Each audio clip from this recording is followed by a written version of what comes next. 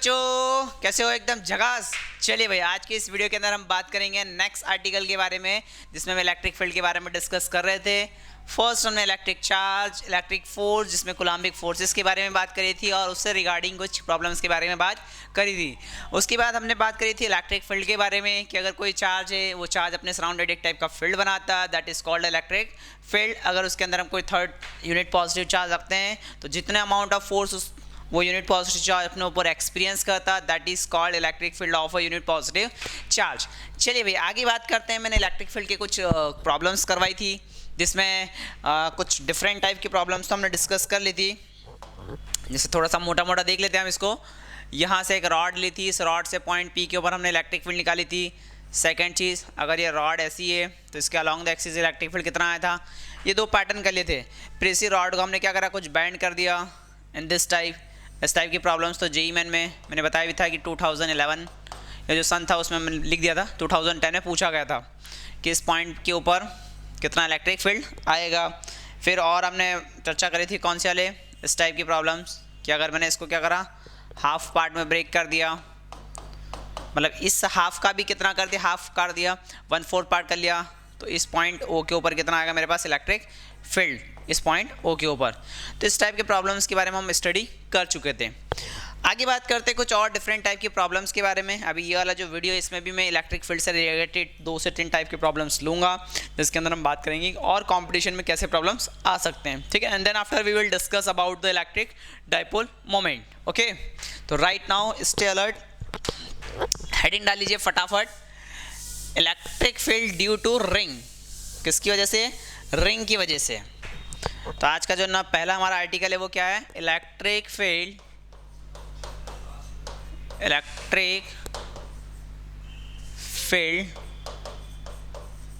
Due to ring. एक हमारे पास circular ring है, उससे किसी पॉइंट पी के ऊपर हमें क्या निकालना, इलेक्ट्रिक फील्ड निकालना। Electric field due to ring at point P, at point P, ठीक है ना। देखिए, ये क्वेश्चन भी कॉम्पिटिटिव में पूछा गया है। जो रिजल्ट निकालेंगे वो तो हमें पूछा गया था कि भाई इलेक्ट्रिक फील्ड कितना है पॉइंट पी के ऊपर, एंड उसके बाद भी एक टर्म्स पूछी गई थी, रिलेशन पूछ लिया कि जिस पॉइंट पे आपने रखा वो डिस्टेंस और रिंग के रेडियस के बीच में रिलेशन क्या होगा वो, या फिर इसमें ग्राफिकल। तो 2 से 3 टाइप के पैटर्न के क्वेश्चन पे बन सकते हैं, ठीक है। तो देखिए भाई, पहले हम बात कर लेते हैं। ये एक सुंदर सी रिंग, ठीक है ना। इसके ऊपर चार्ज कितना डिस्ट्रीब्यूट है हमारे पास, पॉजिटिव चार्ज, ठीक है जी। इस रिंग का सेंटर पॉइंट ये O है, ये रेडियस कितनी है इसकी, R है, गॉट इट। यहाँ से एक पॉइंट P लिया हमने, ये पॉइंट P, इसके ऊपर में मुझे क्या निकालना है, इलेक्ट्रिक फील्ड निकालना। यही क्वेश्चन मैंने आपको इलेक्ट्रोस्टैटिक में भी शायद बताया था, ठीक है ना। इलेक्ट्रोस्टैटिक फोर्स में जब हम बात करी थी उसमें इसके बात हमने करी थी। तो अगर मुझे इस पॉइंट P के ऊपर क्या निकालना है, इलेक्ट्रिक फील्ड निकालना, मैंने सपोज कर लिया कि यहाँ पर इस पॉइंट P के ऊपर जो एक चार्ज रखा है that is unit positive charge, clear है। तो इस पॉइंट P के ऊपर मुझे क्या निकालना है, इलेक्ट्रिक फील्ड निकालना है। काफ़ी बेसिक है, कोई इसमें रॉकेट साइंस नहीं है, ठीक है ना। तो अगर मैं डायरेक्टली बात करूँ तो आंसर इसका मैं डायरेक्ट भी लिख सकता हूँ, क्योंकि इलेक्ट्रिक फोर्स तो हम बात कर चुके हैं। चलिए थोड़ा सा सवाल ही कर लेते हैं, कोई दिक्कत नहीं। अब मैं क्या करूँगा, यहाँ पर एक हल्का सा छोटा सा DQ चार्ज ले लूँ। क्या ले लूँ भाई, DQ चार्ज ले लूँ। अगर इस DQ चार्ज को लेता हूँ तो इसके कारण वजह से फोर्स कितना लगेगा, DF लगेगा, ठीक है। और इलेक्ट्रिक फील्ड की बात करूँ तो इलेक्ट्रिक फील्ड कितना लगेगा, इधर लगेगा। इलेक्ट्रिक फील्ड कितना लगेगा, इधर। तो मैं इलेक्ट्रिक फील्ड की स्टडी कर लेता हूँ, किसके बारे में, इलेक्ट्रिक फील्ड के बारे में। अगर मेरे पास ये वाला एंगल हमने सपोज कर लिया कितना, थीटा, तो सिमिलरली इसके opposite angle this will be also theta. Now component of the D along the angle is that D cos theta, and ये कितना हो जाएगा मेरे पास, D sin theta, क्लियर है। एक मेरे पास हो गया D cos theta और एक हो गया मेरे पास D sin theta। चलिए एक चीज़ और, अगर मैंने इस रिंग का ये वाला पार्ट DQ लिया, क्या सिमिलर पार्ट यहाँ पर भी DQ आएगा, यहाँ पर भी क्या आ सकता है, DQ। हम एक काम करते हैं, ये जो D माना ना, इसे D1 बोल देता हूँ मैं। तो इस D1 का ये component D1 cos theta, D1 sin theta, क्या सेम इसी टाइप से यहाँ पर भी कुछ ऐसा होगा क्या, कहाँ पर, देखिए यहाँ थोड़ा सा ये वाला पहले, ये वाला चार्ज मैंने कितना सपोज कर लिया, DQ कर लिया, इसकी वजह से ये पॉइंट। तो यहाँ पर इलेक्ट्रिक फील्ड मैंने मान लीजिए कितना, DE2, कितना D2। सिमिलरली वही angle this will be also theta, तो ये एंगल भी कितना हो जाएगा थीटा। तो इस D2 का एक कंपोनेंट इसी डायरेक्शन में कितना हो जाएगा मेरे पास D2 cos थीटा, एंड ऊपर कितना हो जाएगा भाई DE2 sin थीटा। मैंने बताया आपको इस रिंग का जो पार्ट ऊपर वाला सेम पार्ट उसी नीचे वाला भी एक उतने अमाउंट का चार्ज दिया, उसकी वजह से इसके ऊपर जो फोर्स लगा that is electrostatic repulsive force, ठीक है ना। और उसके कारण इलेक्ट्रिक फील्ड कितना आ गया मेरे पास D2 आ गया। ये मैंने पैटर्न को चेंज कर दिया भाई, हो सकता है पूरी रिंग की वजह से, ये रिंग ऐसी है तो एक बार D1 D2 D3 DA4 different types के छोटे छोटे एलिमेंट्स आएंगे और उन सबका सम क्या होगा, ऐड करके हम नेट इलेक्ट्रिक फील्ड निकालेंगे पॉइंट P के ऊपर। Got it. अब देखिए यहाँ पर क्या हो रहा है कि अगर एक चीज़ हम समझते हैं क्या, कि अगर मेरे पास ये जो DE1 है ये चीज़ और ये DE2 ये चीज़, अगर इन दोनों टर्म्स का DE1 और DE2 का मैग्नीट्यूड सेम आ जाता है तो डायरेक्शन दोनों की क्या अपोजिट है, साइन थीटा आल्सो सेम, ठीक है ना। नीचे भी साइन थीटा आ रहा, ऊपर भी साइन थीटा आ रहा, तो अगर मैग्नीट्यूड में DE1 और DE2 का मैग्नीट्यूड सेम आ जाता है, ठीक है ना, तो उस कंडीशन में मेरे पास क्या हो जाएगा, ये एक दूसरे को कैंसिल आउट कर देंगे। बात क्लियर है। चलिए भाई, अगर यहाँ तक की बात क्लियर है तो आगे हम स्टडी करते हैं। तो यहाँ पर वैसे मैं मैग्नीट्यूड की बात कर लेता हूँ, तो DE मान लेता हूँ, या DE1 की बात करूँ तो D1 कितना आ जाएगा मेरे पास के, चार्ज कितना लिया भाई मैंने DQ, और डिस्टेंस की अगर मैं बात करूँ तो ये जो डिस्टेंस है इसे हमने नाम दे दिया क्या, ये कंप्लीट जो डिस्टेंस है इसे मैंने नाम दे दिया x, ये मैंने दे दिया r।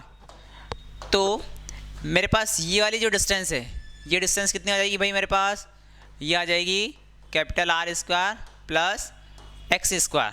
तो यहाँ पर क्या लिखूँगा मैं, के DQ अपॉन में capital R square plus x square किसके अंदर, अंडर रूट के अंदर, ठीक है। क्या आ जाएगा भाई, under root of capital R square plus x square, और बाय फार्मूले से इसका क्या होता है स्क्वायर, क्योंकि हम जानते हैं इलेक्ट्रिक फील्ड कितना होता है किसी भी सोर्स चार्ज की वजह से KQ bye R square.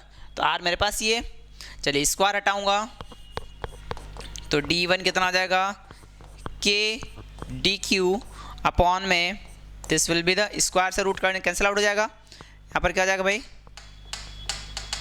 Square से रूट कैंसिल आउट हो जाएगा, ठीक है ना। तो ये कितना हो जाएगा हमारे पास R square plus x square. Clear है, ये स्क्वायर से रूट क्या हो जाएगा, square under root cancel out हो जाएगा। तो जो D1 का मैग्नीट्यूड होगा सिमिलर मेरे पास ये वाली जो रेडियस होगी ये वाली, क्या ये भी वही होगी R square plus x square. Charge कितना है मेरे पास इसका DQ, और इसकी वजह से इलेक्ट्रिक फील्ड कितना आ रहा है मेरे पास DE2 आ रहा है, कितना आ रहा है DE2 आ रहा है। तो उस कंडीशन में जो DE1 का वैल्यू है वही मेरे पास क्या आएगा, DE2 का भी वही आएगा। मतलब DE1 और DE2 मैग्नीट्यूड में क्या है हमारे पास सेम है। तो इसके इस एंगल के जो वर्टिकल कंपोनेंट्स है भाई, जो point P along the axes ऐसे चार्ज था, तो इसके जो वर्टिकल कंपोनेंट्स हो रहा है that is one DE1 sine theta and DE2 sine theta. उस कंडीशन में मैग्नीट्यूड सेम है, दोनों एक दूसरे के अपोजिट डायरेक्शन में, तो ये वाला जो कंपोनेंट ये इसको क्या करेगा, एक दूसरे को कैंसिल आउट कर देगा। क्या करेगा, कैंसिल आउट करेगा। और अलॉन्ग द एक्सिस ये जो आ रहा है ये पॉइंट DE1 cos थीटा और DE2 cos थीटा, ये सारे कंपोनेंट्स क्या हो जाएंगे, ऐड हो जाएंगे। सारे कंपोनेंट्स क्या हो जाएंगे, ऐड हो जाएंगे। तो अगर सारे कंपोनेंट्स ऐड हो गए तो मेरे पास इलेक्ट्रिक फील्ड नेट कितना आ जाएगा भाई, जो नेट इलेक्ट्रिक फील्ड आ जाएगा that is E net equal to, सारे कंपोनेंट्स को मैं ऐड कर देता हूँ, मतलब ऐसे लिख लेता हूँ मैं DE1 cos theta plus DE2 cos theta plus DE3 cos theta dot dot dot plus DEN cos theta. भाई रिंग को मैं क्या कर रहा हूँ, n पार्ट्स में अगर तोड़ता हूँ तो सारे कंपोनेंट्स मेरे पास ये आएंगे। इन सारे कंपोनेंट्स में जरा ध्यान से देखिए तो मेरे पास क्या हो रहा है भाई, DE1 plus DE2 plus DE3 plus dot dot dot DEN, और सभी में से cos थीटा क्या आ रहा है, कॉमन आ रहा है। cos थीटा क्या हो रहा है, इन सब का मैं ऐड करता हूं तो एक फिक्स एलिमेंट ले लेता हूं, वो क्या है DE। क्या ले लेता हूं D।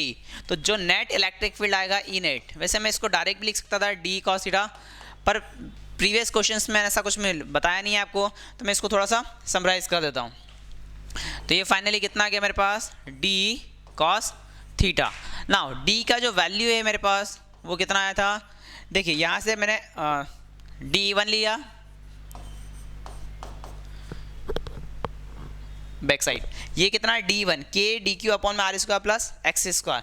तो सेम केस मेरे पास डी भी कितना हो जाएगा मेरे पास, वो आ जाएगा k dq अपॉन में r स्क्वायर प्लस x का होल स्क्वायर। यही वैल्यू को मैं सब्स्टिट्यूट कर देता हूँ, तो ये कितना हो जाएगा मेरे पास भाई k, ये हो गया dq और ये हो गया मेरे पास कितना r square plus x square into cos theta. अब cos थीटा की वैल्यू मैं रख देता हूँ। तो देखिए वापस आते हैं हम फिगर के ऊपर।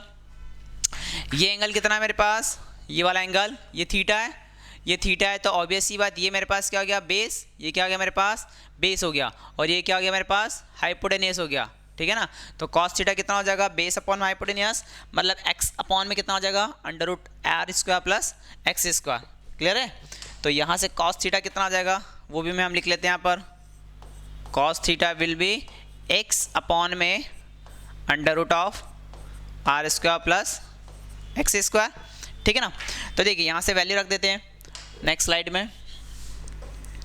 तो यहाँ से कितना आ गया मेरे पास e बराबर integration of k dq upon में r square plus x square into cos theta कितना आया था हमारे पास x अपॉन में r square plus x square. अब देखिए एक चीज़ समझाता हूँ, मैंने यहाँ पर जो एलिमेंट ले रखा है, तो यहाँ पर ये dq एलिमेंट ले रखा, तो जो dq है वो छोटे छोटे dq मिलाकर सारा टोटल चार्ज कितना हो जाएगा q हो जाएगा। हम वेरी किसको कर रहे हैं, चार्ज को कर रहे हैं। यहाँ पर डिस्टेंस मेरे पास पॉइंट p के निकालना है, ये r मेरे पास फिक्स है, तो r और x को तो मैं चेंज कर ही नहीं रहा हूँ। चेंज क्या हो रहा है मेरे पास dq चेंज हो रहा है, मतलब चार्ज ही चेंज हो रहा है ना भाई। छोटे छोटे चार्ज को मिलाकर टोटल चार्ज कितना आ जाएगा मेरे पास q, जो इस रिंग के ऊपर क्या है डिस्ट्रीब्यूट है ये q, ठीक है ना। तो इस छोटे से q टोटल रिंग पे ऐसा डिस्ट्रीब्यूट है, तो dq मिलाकर टोटल कितना आ जाएगा मेरे पास q आ जाएगा, ठीक है। तो देखिए यहाँ से कितना हो जाएगा E net is equal to, ये k बाहर निकाला, that is r square x square की होल पावर 1 है और इसकी पावर कितनी 1/2 है, तो टोटल कितना हो जाएगा मेरे पास ये 1 + 1/2 का होल 3/2 और अंदर कितना बचा dq। क्या सारे dq मिलाकर q हो जाएंगे, सारे dq मिलाकर कितना हो जाएंगे q हो जाएंगे। अच्छा ऊपर वाला जो x है वो x भी नीचे आ गया, तो E net is equal to k q x upon में ये कितना आ गया मेरे पास r square plus x square की होल पावर 3/2। तो ये मेरे पास क्या आ गया इलेक्ट्रिक फील्ड। अगर इस रिंग की वजह से पॉइंट P के ऊपर पूछा जाए what is the value of electric field, तो that is k q x upon में r square plus x square.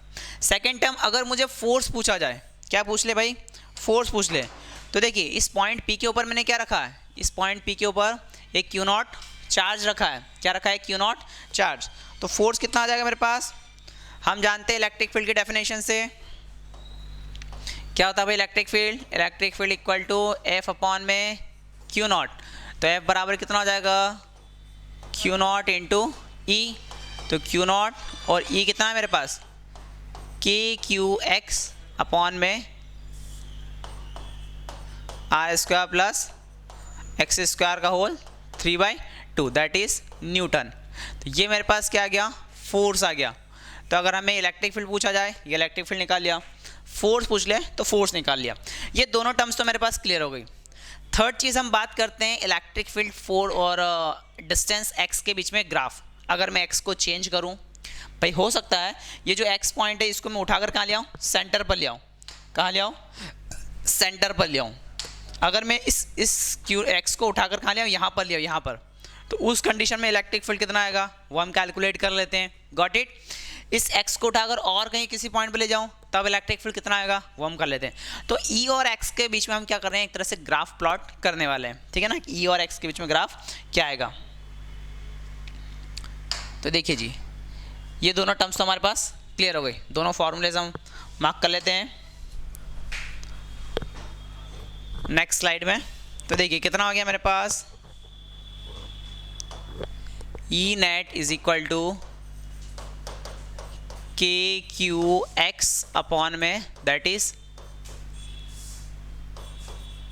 r square plus x square का होल 3/2। इसमें केस फर्स्ट केस क्या है कि इफ x इक्वल टू 0, मतलब जो x point था मेरे पास, ये जो रिंग मैंने बनाई थी इस टाइप से, ये पॉइंट P मेरे पास यहाँ था, ठीक है ना, इस x को मैंने क्या कर दिया, 0 कर दिया, x को 0 कर दिया, इन दैट केस मतलब इलेक्ट्रिक फील्ड कहाँ से, सेंटर पर, तो सेंटर पर कितना हो जाएगा, x को 0 रख लोगे तो इलेक्ट्रिक फील्ड टोटली कितनी आ जाएगी आपके पास, 0 आ जाएगी, ठीक है ना, रिंग के अंदर कितनी आ जाएगी इलेक्ट्रिक फील्ड, 0 आ जाएगी, क्लियर है। तो इलेक्ट्रिक फील्ड कितना आ गया हमारे पास, ई नेट इक्वल टू 0। और भी इसका लॉजिक जो मैं आपके और भी आगे बताऊंगा कि ऐसा 0 क्यों है। अभी तो हमने समझा कि अगर मैं x की वैल्यू को क्या कर देता हूँ, 0 कर देता हूँ, तो ऊपर भी x 0, नीचे भी 0, के क्यू इंटू 0, टोटली कितना हो जाएगा मेरे पास, ये 0 हो जाएगा, ठीक है ना। अब ग्राफ की बात करते हैं हम e और x के बीच में। तो नेक्स्ट आर्टिकल में ग्राफ लीजिएगा, graph between e and x। तो उसका जो ग्राफ बनेगा काफ़ी शानदार बनेगा। Origin centre x equal to 0 पर 0 है। अब जैसे जैसे x बढ़ेगा, जैसे जैसे x को बढ़ाओगे तो ऊपर वाली वैल्यू भी आपके पास बढ़ेगी, तो कुछ लिमिट तक तो ये क्या हो जाएगा, बढ़ते जाएगा, लेकिन नीचे R square plus x square है। अब रेडियस अगर R square plus x square से और ज़्यादा होती जाएगी तो इलेक्ट्रिक फील्ड क्या हो जाएगा, कम होते जाएगा। मतलब बेसिकली ग्राफ क्या होगा, पहले इस टाइप से इंक्रीज करेगा और फिर क्या करेगा, इस टाइप से डिक्रीज करने लग जाएगा, ठीक है। इस टाइप से नेगेटिव में इसलिए बना रहा हूँ क्योंकि x की वैल्यू क्या हो जाएगी, नेगेटिव भी हम रख सकते हैं। इलेक्ट्रिक फील्ड तो एक वेक्टर क्वांटिटी है ना, ऐसा ग्राफ बन जाएगा, ठीक है। ये हमारे पास इसकी एक्सिस जा रही है और ये भी हमारे पास क्या जा रही है, एक्सिस जा रही है। इलेक्ट्रिक फील्ड को हमने ड्रॉ कर दिया, ये इलेक्ट्रिक फील्ड हो गई मेरे पास इस डायरेक्शन में, ये हो गया मेरे पास ये डायरेक्शन में। x इक्वल टू हमने रखा r/√2, एक पॉइंट मैंने मार्क कर लिया यहाँ पर, ये वाला, जिससे मुझे इलेक्ट्रिक फील्ड क्या मिलेगा, सबसे ज़्यादा मिलेगा। x इक्वल टू किस पर, r/√2 पर। इस पॉइंट के ऊपर जो इलेक्ट्रिक फील्ड की वैल्यू मिलती है वो कितनी मिलती है, E इक्वल टू, रख के देख लेते हैं हम। वैसे फाइनल आंसर मेरे पास लिखा है Q/6π√3πε0 r का स्क्वायर। ये मेरे पास इस पॉइंट के ऊपर क्या मिलेगा, इलेक्ट्रिक फील्ड मिलेगा। देन आफ्टर अगर मैं इलेक्ट्रिक फील्ड को बढ़ाता हूँ, सॉरी x को बढ़ाता हूँ, तो इलेक्ट्रिक फील्ड क्या कर जाएगी, इस टाइप से डिक्रीज करते लग जाएगी। ये इसका एक तरह से हम एसिम्पटोट बोल सकते हैं। ये क्या करेगा, इसको अप्रोच करेगा पर इसको कभी टच नहीं कर पाएगा, ये जो एक्सिस है इसको कभी टच नहीं कर पाएगा। तो ये एक तरह से क्या हो जाएगा, उसका एसिम्पटोट्स हो जाएगा। एसिम्पटोट का मतलब होता है वो उसको क्या करता है, अप्रोच करता है। तो ये तीसरे टाइप का प्रॉब्लम हो गया। इलेक्ट्रिक फील्ड हमने कैलकुलेट कर लिया, इलेक्ट्रिक फोर्स पूछे वो आपने कैलकुलेट कर लिया, अगर वो ग्राफ के बारे में पूछे वो भी आपने बता लिया। दूसरा किस पॉइंट पर मैक्सिमम होगा, तो x इक्वल टू r/√2 हमने कैलकुलेट कर लिया। अब देखिए एक चीज़ और इस पे क्वेश्चन, अभी करंटली 2019-20 में क्वेश्चन पूछा गया है हमारे पास कि अगर मेरे पास इलेक्ट्रिक फील्ड मैक्सिमम आ रही है, ये जो लिखा ना मैंने x इक्वल टू r/√2, तो x और r में रिलेशन कितना आएगा, x और r में रिलेशन, वैसे बेसिकली मैंने आपको यहाँ लिख दिया है x इक्वल टू ये r/2 पॉइंट पर ये मैक्सिमम आ रहा है। पर अगर ऐसा पूछा जाए कि इलेक्ट्रिक फील्ड अगर मैक्सिमम होती है या मिनिमम होती है, तो उस केस में हमें क्या निकालना है, x और r में क्या निकालना है, रिलेशन निकालना है। तो अगर मैक्सिमम या मिनिमम के बारे में पूछ लिया जाए, किसके लिए, फॉर मैक्सिमम और मिनिमम, मैथ्स वालों के लिए तो इजी है क्योंकि आपने मैक्सिमम मिनिमा का आर्टिकल आप मैथ्स में पढ़ते ही हैं। भाई कोई भी चीज़ का मैक्सिमम मिनिमम निकालना है तो हम क्या करते हैं, सबसे पहले उसका फर्स्ट डिफरेंशिएट करते हैं और उसको क्या करते हैं, 0 के बराबर रखते हैं। 0 के बराबर रखते हैं तो उस कंडीशन में हम क्या कैलकुलेट करते हैं, उस x का वैल्यू जिसका रेस्पेक्ट आप डिफरेंशिएट कर देते वहाँ कुछ वैल्यू रूट्स निकलते हैं, उन रूट्स को रख के देख लेते हैं। अगर आपने वापस से वैल्यू में रखा ग्रेटर देन 0 आ गया तो वो पॉइंट मिनिमम पॉइंट कहलाएगा, और लेस देन 0 नेगेटिव अगर आंसर आता है हमारे पास जिस भी इक्वेशन में आप रख रहे हो, तो उस कंडीशन में अगर वो नेगेटिव आ जाता है तो हमारे पास क्या कहलाता है, मैक्सिमम पॉइंट कहलाता है, ठीक है ना। तो मैथ्स वालों को ये काफ़ी अच्छे से पता होगा, ठीक है ना। पहला डिफरेंशिएट करना है, इस डिफरेंशिएट करने के बाद हम क्या निकालते हैं, रूट्स निकालते हैं। रूट्स निकालेंगे, रूट्स निकालने के बाद अगर मैं इसी का डबल डिफरेंशिएट कर दूं, क्या कर दूं, डबल डिफरेंशिएट कर दूं, और डबल डिफरेंशिएट करने के बाद जो भी मेरे पास फाइनली फंक्शन आएगा, जो भी फाइनली फंक्शन आएगा, उस फंक्शन की वैल्यू अगर मेरे पास क्या आती है, f(x), ये जो फाइनली आंसर आ रहा है f'(x), इसकी वैल्यू अगर ग्रेटर देन 0 आ रही है, जैसे मान लीजिए 2 पॉइंट आया मेरे पास x1 और x2, तो इस x1 के ऊपर जो वैल्यू आ रही है वो ग्रेटर देन 0 आ रही, तो ये वाला पॉइंट मेरे पास क्या कहलाएगा भाई, ग्रेटर देन 0 आ रही मतलब पॉजिटिव आ रही, तो ये पॉइंट कहलाएगा मेरे पास मिनिमम, क्या कहलाएगा, मिनिमम। और अगर f'(x) लेस देन क्या वैल्यू 0 आ रहा, मतलब नेगेटिव में वैल्यू आ रही, तो यही पॉइंट मेरे पास क्या कहलाएगा, मैक्सिमम। क्या कहलाएगा, मैक्सिमम। खैर ये मैथमेटिक्स की बात हो गई, पर थोड़ा सा आइडिया मैंने आपको इसमें बता दिया। और भी इसमें बेसिकली एडवांस स्टडी करेंगे जेई एडवांस लेवल के क्वेश्चंस के लिए, जहाँ पर मैं इलेक्ट्रिक पोटेंशियल एनर्जी में इसके टाइप के पैटर्न को बताऊंगा, ठीक है ना। पर अभी आप ध्यान रखिएगा, तो अगर मेरे पास मैक्सिमम और मिनिमम के बारे में पूछा जाए तो मुझे क्या करना है, इलेक्ट्रिक फील्ड का जो आंसर है उसको एक्स के रेस्पेक्ट में क्या करना है, डिफ्रेंशिएट करना है। तो देखिए जी आंसर क्या है मेरे पास इलेक्ट्रिक फील्ड का, E बराबर के क्यू एक्स अपॉन में basically R square plus x square का होल 3/2। अब इसको इस फैक्टर में डाल देते हैं, ठीक है ना। तो dy/dx ये हो गया के क्यू एक्स अपॉन में R square plus x square का होल 3/2। There will be 0। अच्छा के क्यू को कॉमन निकाल के 0 के बटे में डाल दो तो वो तो फाइनली क्या हो जाएगा 0। अब यहाँ ऊपर x और नीचे भी R square plus x square है, तो यहाँ पर जो अपना डिफरेंशिएशन होता है उस डिफरेंशिएशन का डिवाइड रूल लग जाएगा। डिवाइड रूल मतलब 2 1 1 2 वाला, ठीक है ना। एक फंक्शन बाहर दूसरे का डिफरेंशिएशन माइनस दूसरा फंक्शन बाहर पहले का डिफरेंशिएशन, नीचे दूसरे का डिफरेंशिएशन का दूसरे का स्क्वायर लग जाएगा, ठीक है। तो बेसिकली यहाँ पर क्या आ जाएगा मेरे पास, डिफरेंशिएट अगर मैं करता हूँ तो देखिए यहाँ पर first term R square plus x square की होल पावर 3/2 बाहर, dy/dx किसका हो जाएगा मेरे पास, इस ऊपर वाले x का, ठीक है ना, किसका हो जाएगा, इस वाले x का पहली बार में डिफरेंशिएट करा, फिर माइनस, ठीक है, ये x को मैंने बाहर निकाल लिया। अब डिफरेंशिएट किसका होगा मेरे पास, r square plus x square का होल 3/2 का, डिवाइडेड बाय नीचे कितना आ जाएगा भाई, r square plus x square का होल 3/2 का स्क्वायर। इस पूरी टर्म का क्या हो जाएगा मेरे पास, स्क्वायर, और इक्वल टू क्या हो गया 0। इक्वल टू क्या रखेंगे, 0 लिया ना मैंने। तो ध्यान से अगर देखेंगे तो ये वाली जो टर्म है, ये वाली नीचे वाली, इसको तो 0 में मल्टीप्लाई कर दूंगा तो फाइनलाइज ये तो 0 हो गई मेरे पास, ठीक है ना। तो इससे तो कोई बचा ही नहीं अपने पास। चलिए नेक्स्ट आगे बात करते हैं। तो यहाँ पर देखिए इस dy/dx ऑफ x है, इसका डिफरेंशिएट कितना हो जाएगा, 1 हो जाएगा। क्लियर है, इसका डिफरेंशिएट कितना हो जाएगा, 1 हो जाएगा। तो मेरे पास कितना हो गया, आगे मेरे पास था R square plus x square का होल 3/2, इसका डिफरेंशिएट 1 हो गया, माइनस यहाँ पर क्या है, इस वाले आर्टिकल में x बार R square plus x square की पावर 3/2। तो पहले डिफरेंशिएट करेंगे पावर का और देन आफ्टर फिर जाएंगे फंक्शन के अंदर, ब्रैकेट के अंदर, ठीक है ना। तो आर स्क्वायर तो मेरे पास कांस्टेंट है और एक्स स्क्वायर का डिफरेंशिएट मेरे पास हो जाएगा कितना, 2x। तो देखिए मैं इसको कैसे लिखता हूँ, ये मेरे पास x ऑलरेडी बाहर है, यहाँ पर हो गया 3/2 R square plus x square का 3/2 माइनस 1 है ना, 3/2 माइनस 1, और ये कितना हो गया, आर स्क्वायर का डिफरेंशिएशन 0 क्योंकि कांस्टेंट है मेरे पास रिंग की रेडियस, और एक्स स्क्वायर का कितना हो जाएगा 2x हो जाएगा, और इक्वल टू 0 क्योंकि इसका जो डिनोमीटर आया था उस डिनोमीटर को तो मैंने 0 में मल्टीप्लाई कर दिया है, ठीक है ना। तो वो तो फाइनली कितना आ गया भाई, 0 हो गया, ठीक है ना।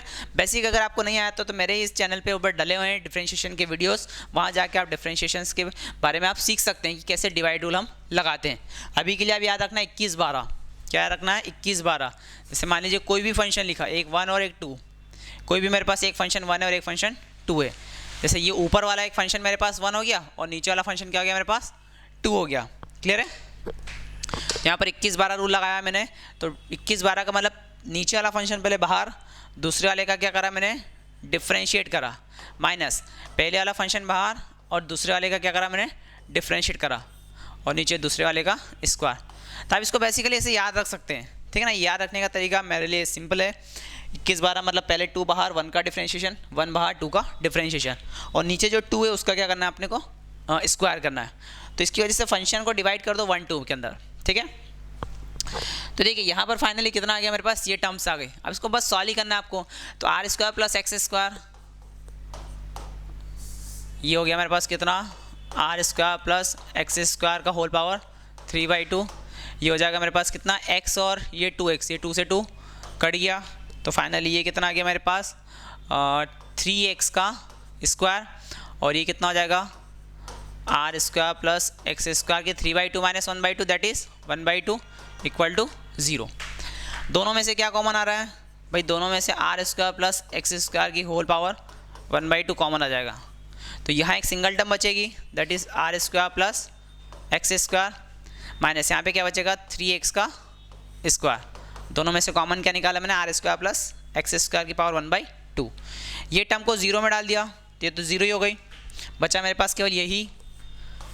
ठीक है, तो are square plus x square minus 3x square, तो ये कितना हो जाएगा मेरे पास, r square minus 2x square equal to 0, क्योंकि प्लस का 1 माइनस का 3 दैट इज -2।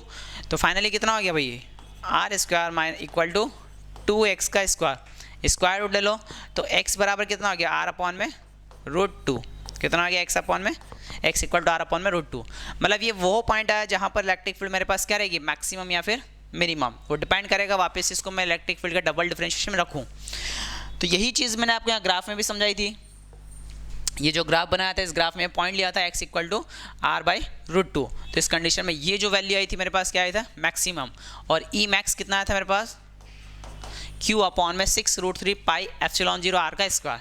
तो एक ही क्वेश्चन है, उस x क्वेश्चन के अंदर मैंने 4 टाइप आपको बता दिए कि भाई इलेक्ट्रिक फील्ड पूछ ले, इलेक्ट्रिक फोर्स पूछ ले, देन इसके x का ग्राफ पूछ ले, ये तीसरे नंबर का क्वेश्चन कॉम्पिटिटिव में आ सकता है, और चौथा किस पॉइंट के ऊपर इलेक्ट्रिक फील्ड मैक्सिमम होगा ये हमारे पास पूछ ले।